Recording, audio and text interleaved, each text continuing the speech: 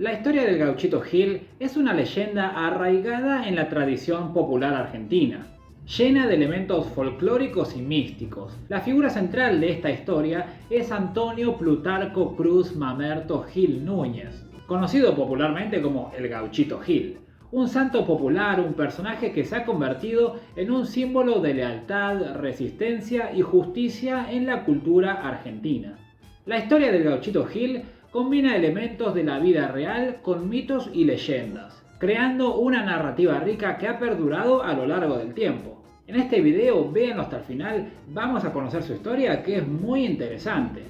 Antonio Gil, el gaucho, nació alrededor de 1847, y digo alrededor porque no hay fechas exactas, en un pueblo muy pequeño llamado Pay-Ubré, a unos 8 kilómetros más o menos de la ciudad de Mercedes, en la provincia de Corrientes, en Argentina, obviamente. Se dice que desde muy joven mostró habilidades excepcionales como jinete y como guerrero, y que sabía utilizar muy bien el facón, destacándose por su valentía y su destreza en el manejo de caballos. Sin embargo, la vida de Gil tomó un giro inesperado cuando se vio envuelto en eventos que lo llevarían a convertirse en una figura legendaria. Hay quienes dicen que era un cuatrero, es decir, robaba caballos y ganado vacuno. Pero se lo reconocía como una especie de Robin Hood, o sea, la gente lo quería, ya que no se metía con cualquiera. En realidad, la típica, le quitaba a los estancieros ricos para repartirlo entre los pobres. Era un buen tipo.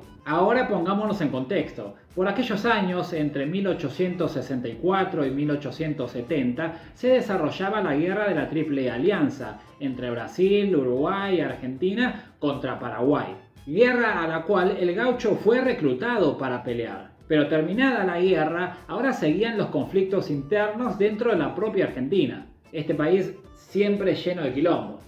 Y bueno, durante la década de 1870, Argentina estaba marcada por conflictos internos y tensiones políticas, incluyendo las guerras civiles y la lucha contra los indígenas en las fronteras. En este contexto tumultuoso, Antonio Gil fue reclutado una vez más para luchar en las filas del ejército. Sin embargo, él junto a dos amigos, sus amigos más personales, se negó a pelear en la guerra civil entre los federales y los unitarios, debido a sus convicciones personales. También se dice que una noche antes de ser convocado, tuvo un sueño en el que se le apareció Dios y textualmente le dijo: "No quieras derramar sangre inocente de tus semejantes". Pero bueno, sea como sea, en aquellos años ser desertor del ejército era considerado un delito muy grave, que era penado en el mejor de los casos con ir a la cárcel. En el mejor de los casos.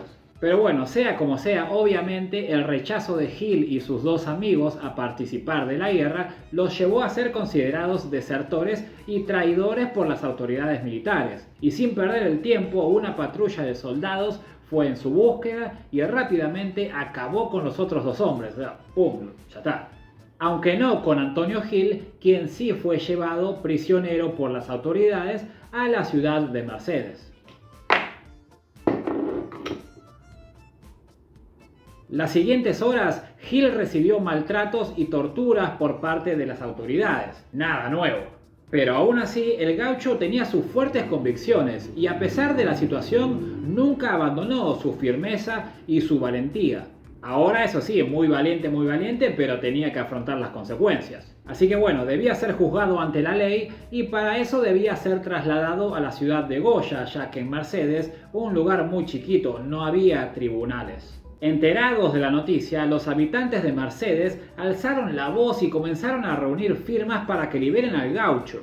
Aunque por supuesto el sargento encargado de la operación hizo caso omiso, ni bolilla, como casi siempre. Y el 8 de enero de 1878 se los llevó de todas formas. Sin embargo, nunca llegarían a destino. A mitad de camino, el sargento hizo que los soldados que lo acompañaban desmonten sus caballos y cuelguen al gaucho desertor de cabeza, o sea, amarrado de los pies, de la copa de un árbol. El gaucho, con la sangre fría y la convicción que no se corrompía ante nada, lo miró con los ojos y le dijo que sabía que en unos momentos lo iban a matar, era obvio, pero aún así no tenía miedo. Muy por el contrario, le avisó al sargento que al volver a su casa se encontraría con que su hijo estaría muy enfermo, pero que no desespere, que invoque su nombre y el niño sería salvado. Ahí con eso la terminó de pudrir, y con más furia el hombre sacó un cuchillo y lo degolló, derramando su sangre en la tierra, ahí en medio del campo, en medio de la nada. Horas más tarde, cuando el sargento regresó a su casa y abrió la puerta, se encontró con que su esposa estaba llorando de manera desconsolada. Efectivamente, y como le había advertido el gaucho, su hijo se había enfermado esa mañana y tenía mucha fiebre. Ya lo habían visto unos médicos y al parecer no tenía cura, nadie sabía qué es lo que le pasaba. Desesperado y recordando las últimas palabras del gaucho Antonio Gil, ese que él mismo había degollado, fue a su habitación, se arrodilló y mirando al cielo lo invocó, pidiéndole perdón y que por favor salve la vida de su hijo. Luego se dirigió al mismo árbol donde lo había asesinado y tomando 2 ramas de ñandubay, un árbol muy común en la provincia de Corrientes, hizo una cruz con ellas y arrodillándose una vez más, le pidió por favor que salvara a su hijo. Afortunadamente, de milagro, no sé, el joven se salvó, efectivamente, y aquel sargento desde ese momento se convirtió en el primer devoto, construyendo en aquel mismo árbol el primer santuario en su nombre. Y bueno, ya saben cómo son estas cosas, se empezó a correr la voz y a partir de ahí se desarrolló un culto en torno a la figura del Gauchito Gil, con altares improvisados en su memoria en diferentes lugares de Argentina. La gente comenzó a rezarle y a dejar ofrendas en los sitios asociados con su vida y con su muerte. Los devotos creían que el Gauchito Gil tenía poderes milagrosos y que podía interceder en situaciones difíciles, proporcionando protección y justicia. La imagen del Gauchito Gil también se fusionó con elementos religiosos y espirituales, creando una figura venerada en una especie de sincretismo cultural. Los altares dedicados a él a menudo incluyen velas, banderas rojas y otros objetos simbólicos que representan la fe y la devoción de quienes buscan su protección. Cada año miles de personas viajan a los santuarios y lugares asociados con el Gauchito Gil para rendir homenaje y buscar su ayuda. Especialmente en Mercedes, en la provincia de Corrientes, donde se encuentra el santuario principal, en el lugar donde supuestamente fue asesinado, al que cada 8 de enero miles de personas acuden para pedir un favor, para agradecerle por algún favor recibido o simplemente para conmemorar su nombre y su memoria. Lo cierto es que la figura del Gauchito Gil ha generado opiniones diversas en la sociedad argentina. Mientras que algunos lo consideran un símbolo de resistencia y justicia, otros ven al culto como una expresión de folclore y tradición popular. Lo cierto es que a pesar de las opiniones divergentes, y esto hay que reconocerlo, el impacto cultural del Gauchito Gil es innegable y su historia ha perdurado en el tiempo, trascendiendo las barreras generacionales. Cualquiera que haya visitado la Argentina y recorrido un poco sus rutas, seguramente se habrá encontrado a lo largo del camino en todo el país, con pequeños altares llenos de color rojo construidos por algún fiel creyente.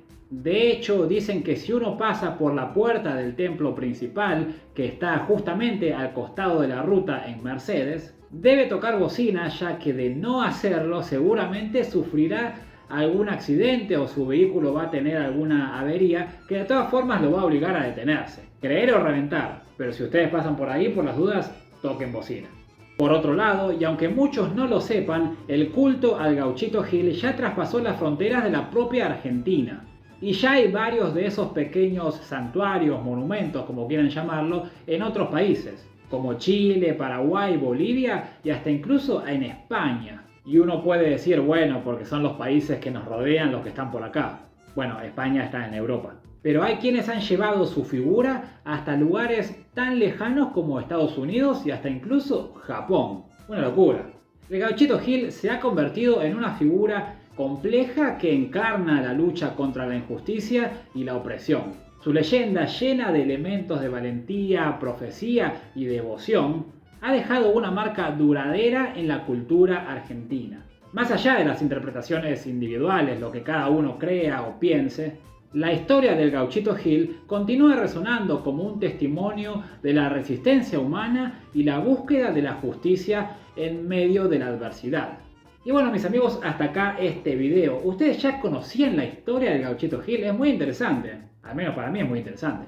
¿Tienen alguna historia referente a él? Espero que les haya gustado este video y si es así, no se olviden de suscribirse a este canal, de ponerle un me gusta a este video y de dejar un comentario abajo. Y si les gusta leer, también pueden adquirir cualquiera de mis libros haciendo clic en el link que está abajo de este video.